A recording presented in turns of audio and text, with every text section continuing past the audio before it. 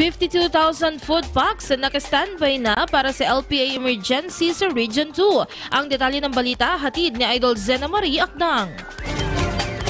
Inihanda na ng Department of Social Welfare and Development Region 2 ang 52,696 family food packs bilang standby supply para sa mga posibleng maapektuhan ng low pressure area sa lambak ng Cagayan. Ayon sa isinagawang pre-disaster risk assessment, tinatayang halos 600,000 na katao sa mga probinsya ng Isabela, Cagayan, Nueva Vizcaya at Quirino ang maaaring maapektuhan ng malalakas na ulan. Ang DSWD ay may inilaang 157 million pesos na halaga ng food at non-food items bilang paghahanda. Bukod sa naka-standby na food packs, may 91,166 family food packs din ang nakapreposition sa iba't ibang lugar sa rehiyon. Patuloy ang koordinasyon ng DSWD sa mga lokal na pamahalaan upang agad na makapaghatid ng tulong sakaling lumala ang lagay ng panahon. Idol, nanunuyo ba at humihina ang elasticity o pagbanat ng balat?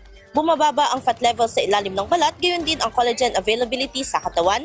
Kaya naman 50 pa lang ang mukha ay kulubot na. Para mapigilan ang mabilis na pagtanda, mag-DTX 500 na.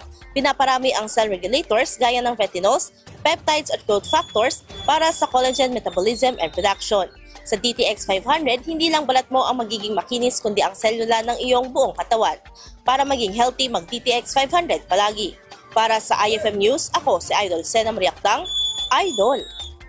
IFM News.